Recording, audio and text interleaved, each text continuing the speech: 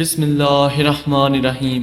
حضرت داؤد علیہ السلام کی قوم کے 70,000 افراد سمندر کے کنارے ایلا نامی بستی میں رہا کرتے تھے۔ ان لوگوں کو اللہ نے ہزاروں نعمتوں سے نوازا تھا، لیکن جب راحت و سکون آیا تو یہ اللہ کی عبادت سے محروم ہو گئے اور اللہ کی مخلوقات پر ظلم کرنے لگے۔ تو یوں اللہ نے ان کو خبردار کیا کہ ہفتے میں ایک دن، ہفتہ کے دن شکار نہ کیا کرو۔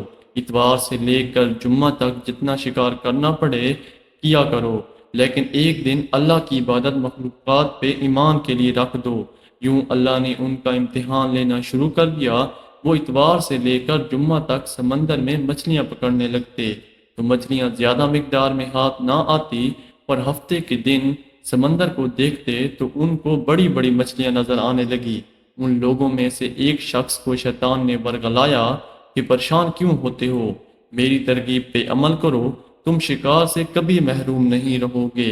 تو بس اس شیطان کے کہنے پر اس شخص نے ہفتہ کے دن کانٹا لگا کے ڈوری کو سمندر میں ڈال دیا تاکہ مچھلی پھنسے، اور شیطان نے کہا اس مچھلی کو تم اتوار کے دن نکالنا، اور یوں ہفتے کی حرمت بھی باقی رہے گی اور تمہارا شکار بھی ہو جائے گا۔ بس شیطان کی بتائی ہوئی ترکیب پہ ہفتے کے دن مچھلی پھنسی رہی اور وہ اتوار کے دن نکالتا اور خوشی سے کھاتا۔ جب آس پاس کے لوگوں نے پوچھا تو ان کو بھی یہ ترکیب بنانے لگا، اور یوں اس قوم کے کچھ لوگ ہفتے کے دن مچھلی پکڑنے کے لیے جال پھینکتے اور اتوار کے دن نکالتے، اور کچھ نے تو اس سمندر میں سے نالیاں بنا کے چھوٹی چھوٹی تالاب بنا دیے، گڈھے بنا دیے، تاکہ ہفتے کے دن جیسے ہی مچھلیاں یہاں سے گزریں تو ان تالاب میں پھنس جائیں، اور ہم اتوار کو ان مچھلیوں کو نکال کے پکا کے کھائیں گے۔ اس گاؤں میں کچھ اللہ کے خاص بندے بھی موجود تھے جو کہنے لگے، اے لوگو، اللہ نے ہفتے کے دن شکار کرنے سے منع کیا ہے۔ جو تم جال پھینکتے ہو یا چھوٹے چھوٹے تالاب بناتے ہو، ان میں ہفتے کے دن اگر مچھلی پھنستی ہے تو یہ شکار ہفتے کے دن کا ہوگا۔ اللہ کی عذاب سے ڈرو اور اللہ کی نافرمانی نہ کرو۔ وہ لوگ ان لوگوں کا مذاق اڑانے لگے کہ ہماری جو مرضی ہوگی ہم وہی کریں گے۔ اب ان بستی میں 3 گروہ بن گئے۔ ایک ان 70,000 میں وہ لوگ تھے جو ان نافرمان لوگوں کی بار بار اصلاح کرتے، دوسرے وہ لوگ تھے جو لوگوں سے نفرت کرتے اور خاموشی اختیار کیے ہوئے تھے، اور تیسرے وہ جو گمراہ ہو کر اللہ کی نافرمانی کر رہے تھے۔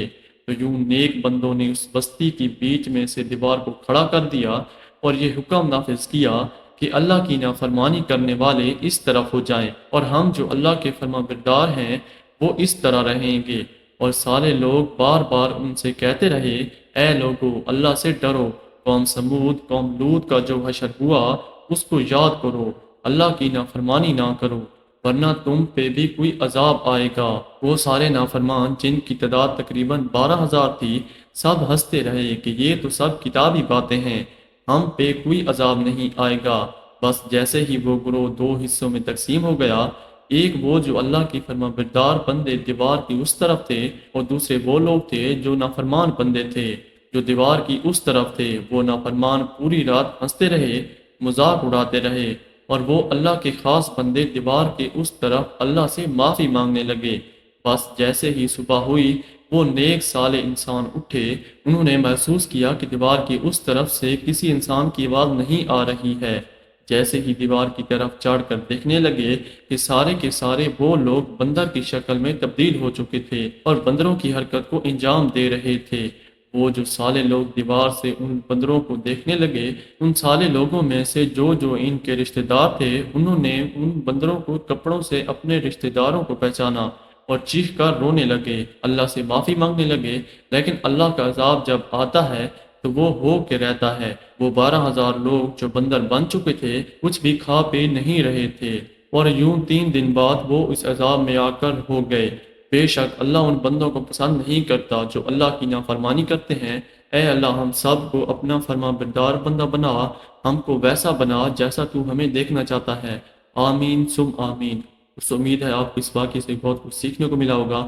اگر آپ کو واقعہ پسند آیا ہے تو ویڈیو کو لائک کر دیں اور چینل کو بھی سبسکرائب کر دیں ایسے مزید اسلامی ویڈیوز دیکھنے کے لیے، اور اپنے دوستوں کے ساتھ بھی اس ویڈیو کو شیئر کر دیں۔